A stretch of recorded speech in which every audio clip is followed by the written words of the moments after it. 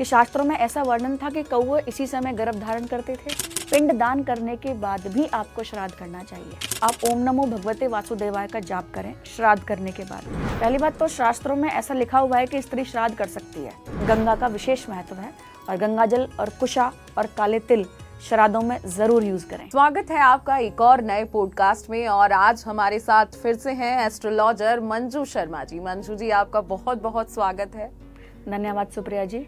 मैं एक बार फिर पॉडकास्ट पे आई हूँ और सभी सवालों का जवाब देने की मैं पूरी कोशिश करूँगी जी। इसलिए हमने बुलाया है क्योंकि मंजू जी जो जवाब देती हैं और आपका जो रिप्लाई आता है, आपके जो कमेंट्स आते हैं वो हमें बहुत अच्छे लगे, तो हमने सोचा एक और बार मंजू जी को बुला लेते हैं। तो आज हम बात करेंगे इस पॉडकास्ट में पितृपक्ष के बारे में। पितृपक्ष चल रहा है और पितृपक्ष को लेके बहुत सारे लोगों के मन में बहुत सारे सवाल हैं, तो इन्हीं सवालों का जवाब लेने के लिए हमने बुला लिया है मंजू जी को। तो मंजू जी, हम शुरुआत करेंगे पितृपक्ष से ही। सबसे पहले आप हमें बता दीजिए कि पितृपक्ष का महत्व क्या है। जी, सबसे पहले हरे कृष्णा सभी को, और आप मुझे इतने प्रेम पूर्वक सुन रहे हैं उसके लिए बहुत बहुत धन्यवाद। आज मैं आप सबको बताऊंगी पितृपक्ष का क्या महत्व है। हमारे पुराणों में, गरुड़ पुराण, महाभारत में कई जगह ऐसा जिक्र हुआ है कि मनुष्य को 3 पीढ़ियों तक का श्राद्ध करने का अधिकार है और हमें श्राद्ध करने भी चाहिए, क्योंकि इससे कहीं ना कहीं हमारे पितरों की आत्मा तृप्त होती है और जब वो तृप्त होते हैं तो घर में सुख समृद्धि स्वतः ही आती है और वंश वृद्धि बहुत अच्छी होती है। जी, तो पितृपक्ष के लिए इसी महीने को चुनना और ये 15 दिन क्यों बहुत ज्यादा इम्पोर्टेंट होते हैं सबके लिए? शास्त्रीय महत्व है कि आप इन्हीं 15 दिनों में जो आपके गए हुए हैं उनका आप तर्पण करें। अब देखिए, जैसे कई लोगों को तिथि नहीं पता, तो अभी तो पितृपक्ष चल रहा है, लेकिन जो श्राद्ध नहीं कर पाए या तिथि का ज्ञान नहीं है, तो उसके लिए हम सर्व पितृ अमावस्या जो कि विशेष तिथि है, उस पर हम श्राद्ध का महत्व बहुत ज्यादा रखते हैं। तो हाँ, सर्व पितृ अमावस्या जैसे कि आपने बात करी, इस अमावस्या को बहुत लोग हमने देखे हैं कि गंगा घाट पे नहाने जाते हैं, वहाँ पिंड दान करते हैं, तर्पण करते हैं। तो इस मतलब अमावस्या तो हर महीने आती है, लेकिन इस अमावस्या का इतना महत्व क्यों होता है? क्योंकि ये विशेष अमावस्या है जहाँ आप ऐसे कार्य करते हैं जो आप प्रत्येक अमावस्या पर नहीं करते, क्योंकि ये श्राद्धों के बाद आती है, नवरात्रों से पहले आती है। तो जो पूरे पितृपक्ष में आप ना कर सके हो अर्पण तर्पण, वो आप आज के दिन कर लें। सर्व पितृ अमावस्या का अपने आप में बहुत बड़ा महत्व है। जैसे कि रविवारी सप्तमी होती है, बुधवारी अष्टमी होती है, ऐसे ही सर्व पितृ अमावस्या का जो पुण्य है वो सूर्य ग्रहण के समान आपको मिलता है। तो जिन लोगों ने नहीं करा वो जरूर सर्व पितृ अमावस्या के दिन श्राद्ध करें। मतलब आप ये कहना चाह रही हैं जो 15 दिन के श्राद्ध थे और जिसको तिथि नहीं पता या जो किसी कारणवश श्राद्ध नहीं कर पाया, उसे अमावस्या के दिन श्राद्ध कर लेना चाहिए? बिल्कुल, अमावस्या के दिन जरूर श्राद्ध करें। जैसे कि आपने देखा है कि हमारे धर्म ग्रंथों में ऐसा बताया गया है कि गायों को श्राद्ध की रोटी खिलाई जाती है, कुत्तों को खिलाई जाती है, कौवों को खिलाई जाती है। कौवों के पीछे एक साइंटिफिक रीजन ये भी है कि शास्त्रों में ऐसा वर्णन था कि कौवे इसी समय गर्भ धारण करते थे या इसी समय वो संतान पैदा करते थे, तो कहीं ना कहीं उनका पालन पोषण अच्छे से हो, इसीलिए ऐसा कहा गया कि कौवों की सेवा करी जाए, क्योंकि हमारा सनातन धर्म जितना नवीन है उतना ही पुरातन है। इसका साइंटिस्ट वैज्ञानिक आज तक पता नहीं लगा पाए। दूसरी बात, जब पीपल का वृक्ष आपने सुना है, उसका जब कौवा पीपली खाता है तो कहीं ना कहीं जब वो स्प्लिट करता है, उसको निकालता है, तो वहाँ पीपल का वृक्ष उग जाता है। और पीपल का वृक्ष अपने आप में इतना महत्व देता है क्योंकि वो दिन और रात दोनों ही समय हमें ऑक्सीजन देता है और वृक्ष हमें नहीं देते। तो इसलिए अमावस्या पर या पितृपक्ष में इन सब चीज़ों का महत्व बहुत ज़्यादा बढ़ जाता है। लेकिन ऐसा माना जाता है और सब घबराते भी हैं कि पितृ दोष से हम ग्रसित हैं या शायद पितृ दोष हमें लगा है इसलिए हम खुश नहीं हैं। तो पितृ दोष क्या होता है, वो थोड़ा सा समझा दीजिए। पितृ दोष हमारी कुंडली के अकॉर्डिंग होता है, जहाँ हमारे पितृ हमसे संतुष्ट नहीं है या जाने अनजाने में हमसे कोई ऐसी भूल हो गई है जिसको हम निवारण नहीं कर पाते। तो इसके लिए शास्त्रों में विधि विधान से पूजा है। आप श्राद्ध करें और श्राद्ध करने के अलावा आप पिंड दान करें, जैसा गयाल जी में जाकर लोग करते भी हैं, लोगों को पता है। उसके अलावा अगर आप कुछ भी ना कर सकें तो अमावस्या के दिन अगर आप गौओं की सेवा करते हैं, उन्हें हरा चारा खिलाते हैं, तो कहीं ना कहीं आपका पितृदोष समाप्त होता है। एक और विशेष बहुत बात है जो कि हमारे ग्रंथों में वर्णित है कि त्रिवेणी, जिसमें हम त्रिवेणी में, यहाँ आपको संगम पे नहीं लेके जाऊंगी, यहाँ मैं आपको पेड़ों से रिलेट करूंगी, यानी कि पीपल का वृक्ष, वट का वृक्ष और नीम का वृक्ष। अगर आप इन तीनों का आरोपण करते हैं, उन्हें लगाते हैं, सींचते हैं, बड़ा करते हैं, तो कहीं ना कहीं पितृदोष समाप्त हो जाता है, क्योंकि गीता में ऐसी मान्यता है, भगवान श्री कृष्ण कहते हैं वृक्षों में मैं पीपल हूँ। तो कहीं ना कहीं पीपल की प्रदक्षिणा करने से, उस पर सूत लपेटने से, वहाँ पर सरसों के तेल का दीपक जलाने से, तिल का तेल का दीपक जलाने से आपका पितृदोष बहुत हद तक शांत होता है। अच्छा, तो ये कुछ कुछ उपाय हैं, तो और भी ऐसी छोटे छोटे उपाय हैं कि जिससे पितृदोष दूर हो सके? जी, मैं हमेशा आपको बोलती हूँ सुप्रिया जी कि उपाय हमारे चारों ओर ही हैं, सिर्फ देखने की आवश्यकता है। देखिए, जैसे कि ये मेरा हाथ है, इसमें 4 तीर्थ बताए गए हैं। ये पहले वाला देव तीर्थ, जब हम जल देवताओं को ऐसे अर्पण करते हैं। ये वाला ऋषि तीर्थ, हम ऋषियों को ऐसे जल देते हैं। और ये वाला श्राद्ध जब हम करते हैं तो हमें तर्पण पितरों का यहाँ से करना चाहिए, जो उंगली से अंगूठे के बीच का स्थान है ये। और यहाँ से जब भी आप पूजा वगैरह करते हैं तो पंडित जी आपको आचमन कराते हैं कि आप जल पीजिए। तो ये 4 तीर्थ हमारे हाथ में हैं। तो देखिए, परमात्मा ने जो व्यवस्था करी है वो हमारी अकॉर्डिंग ही करी है कि आप ऐसे तर्पण करें तो कहीं ना कहीं आपको बहुत अच्छा रिजल्ट मिलेगा। अच्छा, तो अगर ऐसे तर्पण कर, इस विधि से तर्पण करना बहुत अच्छा और शुभ होता है। और अमावस्या के बारे में अगर और जाने तो जैसे पिंडदान का बहुत महत्व बताया गया है, तो पिंडदान क्यों किया जाता है और मतलब क्या इस चीज़ का महत्व है? पिंडदान इसलिए किया जाता है कि कई बार लोग श्राद्ध नहीं कर पाते या कहीं बिजी होते हैं तो पिंडदान कर देते हैं। लेकिन मेरा मानना ऐसा है, पिंडदान करने के बाद भी आपको श्राद्ध करना चाहिए। इससे आपके घर में सुख समृद्धि बनी रहती है। लोग गया जी जाके करते हैं, हरिद्वार करते हैं, गंगा किनारे करते हैं, पितरों के नाम का दीपक जलाते हैं। क्योंकि घर में जब अगर आपको जानना हो कि पितृदोष है तो आप कैसे जानेंगे? घर में बेवजह कलेश होना, संतान की वृद्धि ना होना, व्यापार का अच्छा ना चलना, कहीं ना कहीं ये सिम्टम्स हमें दिखाते हैं कि कुछ ना कुछ हमारे ऊपर पितृदोष लगा हुआ है या कहीं ना कहीं कोई ना कोई परेशानी है। अच्छा, मतलब कि ये सब कुछ परेशानी है या अपना मानसिक असंतुलन है या घर में कुछ कलेश है, तो ये सब पितृदोष के कारण होता है? जी, बहुत सारी चीज़ें पितृदोष के कारण होती हैं। मैं आपको एक और उपाय बताऊंगी। आप ओम नमो भगवते वासुदेवाय का जाप करें श्राद्ध करने के बाद। और एक बहुत सुंदर शास्त्रों में विदित है कि आप गीता के 7वें अध्याय का पाठ करें तो आपके पितरों को जो चाहिए वो स्वतः ही मिल जाता है। और अगर आप सामर्थ्यवान हैं तो आप किसी सुयोग्य ब्राह्मण को भोजन कराएं, वस्त्र और अन्न का दान जरूर करें। इसके अलावा आप ना पूरी गीता का पाठ भी करा सकते हैं, तो ये भी बहुत हद तक काफ़ी शुभ माना गया है।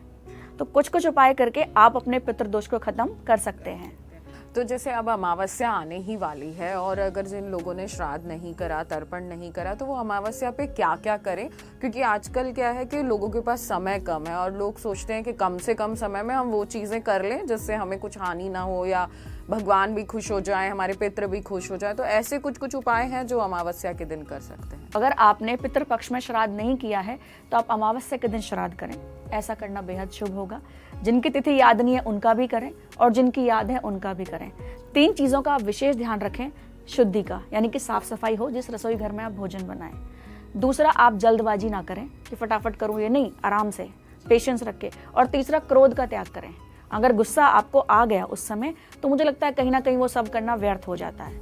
और अगर आप कुछ भी नहीं कर सकते, सपोज करो आप घर में अकेले हैं, कोई बॉय है वो नहीं कर सकता, उसे खाना बनाना नहीं आता, खीर पूड़ी नहीं बना सकता, तो उसके अलावा कौवों को पनीर खिला दे, ब्रेड खिला दे। ये तो रेडीमेड चीज़ें हैं, ये तो मिल सकती हैं। डॉग्स को दूध फीड करा दे, बिस्किट खिला दे और गौशाला जाके गायों को हरा चारा खिला दे। अगर वो ये सब भी करता है तो कहीं ना कहीं उसको सर्व पितृ अमावस्या के दिन पूरा फल जरूर मिलेगा। जी बिल्कुल, मंजू जी की बस यही बात मुझे अच्छी लगती है क्योंकि वो ऐसे आसान उपाय बता देते हैं जो आपके आसपास होते हैं और कोई भी व्यक्ति उसे आराम से कर सकता है। तो मंजू जी, इसी को आगे ले जाते हुए मैं आपसे जानना चाहूंगी कि जैसे कि पितृपक्ष के दिन कुछ कुछ हम खाना वगैरह बनाते हैं, दान करते हैं, सब ऐसा छोटा छोटा चीज़ें उनके जो पितरों को पसंद है वो सब बनता है। लेकिन ऐसी कौन सी चीज़ है जो हमें इस बीच नहीं बनानी चाहिए या उस चीज़ से दूर रहना चाहिए? देखिए, एक तो नॉनवेज का बिल्कुल त्याग करें। वैसे ही सनातन धर्म में इसका महत्व आपको पता ही कि खाना ही नहीं चाहिए, लेकिन फिर भी लोग आजकल नहीं मानते। तो अल्कोहल और नॉनवेज को अवॉइड करें। और अगर आप किसी ब्राह्मण को भोजन भी करा रहे हैं तो वो भी सुयोग्य हो, यानी कि वो नशे की लत की तरफ ना हो, अच्छा कार्य करता हो और उसका जो धर्म कर्म है वो नियमित रूप से ब्राह्मण वाला ही होना चाहिए। जन्म से नहीं, कर्म से भी आपको ब्राह्मण चाहिए, तो कहीं ना कहीं आपको सक्सेस मिलेगी। इसके अलावा आप पीपल के वृक्ष की पूजा करें, उस पर आप गंगा जल, दूध और काले तिल डालकर जल चढ़ाएं। इससे भी आपका पितृदोष शांत होता है। कईयों के घर में, मेरे पास कई ऐसे क्लाइंट हैं जो बोलते हैं कि संतान नहीं हो रही है, बहुत परेशानियां हैं। तो एक तो पहले वाला उपाय करें वृक्षों का जो मैंने बताया। दूसरा, हरिवंश पुराण नामक एक ग्रंथ आता है, उसको अगर आप बांटते हैं, लोगों में विस्तृत करते हैं या उसका दान करते हैं, तो कहीं ना कहीं भी आपको सक्सेस ज़रूर मिलेगी। अच्छा, तो इससे मुझे एक सवाल याद आता है कि बहुत सारे लोग मतलब कि अगर किसी दुर्घटना में किसी के पिता या पति की मृत्यु हो गई है, अब पत्नी अकेली घर में बची और मान लीजिए उसका बेटा भी नहीं है, तो ऐसी स्थिति में वो कैसे मतलब पिंडदान या पितृपक्ष में पूजा या तर्पण करेंगी? पहली बात तो शास्त्रों में ऐसा लिखा हुआ है कि स्त्री श्राद्ध कर सकती है अगर कोई अवेलेबल नहीं है तो, और अगर उसकी बेटी है, उसका बेटा है और वो श्राद्ध करता है, यानी कि जो बच्चे नाना जी बोलते हैं, तो उसका जो पुण्य है वो बहुत अधिक फलदायी है।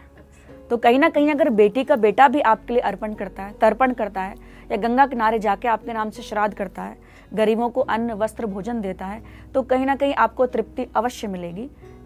क्योंकि ऐसा शास्त्रों में विदित है कि मनुष्य की आत्मा को तृप्त करने के लिए सभी चीज़ें चाहिए होती हैं, तो इसीलिए गंगा का विशेष महत्व है।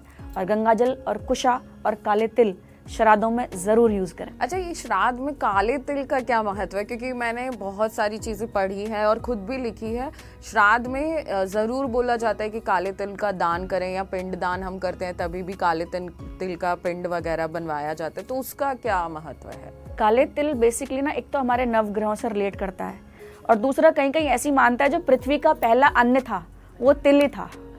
तो तिल जब हम आपने देखा होगा एकादशी के व्रत में दान करना बताते हैं तिल, कि तिल के दान करने से आपको स्वर्ण दान करने के बराबर फल मिलता है। बट यहाँ काले तिल का महत्व अलग है, क्योंकि इसे हम दूसरी परिस्थिति में कर रहे हैं, जब आदमी को मरण उपरांत क्या क्या चीज़ें चाहिए उसकी सुविधाओं के लिए पिंडदान, भोजन, ये सब चीज़ों की व्यवस्था हमारे श्राद्धों में और गरुड़ पुराण में बताई गई है। जी, तो अब ये तो आपने बहुत अच्छी चीज़ बताई, लेकिन वही है कि आप उपाय बताती हैं और हमारे दर्शक करते भी हैं और कई प्रश्न भी पूछते हैं।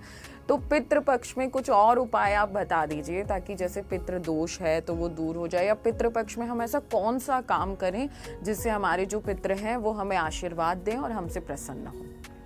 निस्संदेह अगर आप कुछ उपाय करेंगे तो आपके घर में सुख समृद्धि आएगी, आपके पितर आपको आशीर्वाद देंगे। सबसे पहले तो गीता का अध्याय का पाठ करना ही करना है। दूसरा, आप पीपल के वृक्ष की सेवा करें, उसकी प्रदक्षिणा करें, उस पर जल चढ़ाएं, महादेव की पूजा करें और ओम नमो भगवते वासुदेवा का जाप बिल्कुल करें। ये बहुत छोटी छोटी चीज़ें हैं जिन्हें करने से आपको सारे रिजल्ट मिल जाते हैं। मैं हमेशा आपको कहती हूँ कि आप कितने भी बिजी हो, लेकिन अगर आप थोड़ा समय निकालेंगे तो कहीं ना कहीं आपको कुछ तो करना ही पड़ेगा ना, कुछ पाने के लिए। बिना करे तो कुछ संभव है ही नहीं। तो आप अपने पितरों को प्रसन्न करने के लिए ज़रूर उनका तर्पण करें।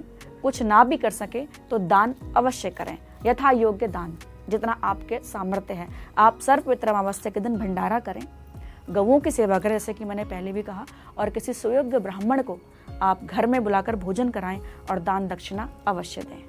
जी, तो ऐसा जैसे पितृपक्ष का अगर मुझे पितृ दोष है तो मुझे कैसे पता चलेगा कि पितृ दोष लगा हुआ है?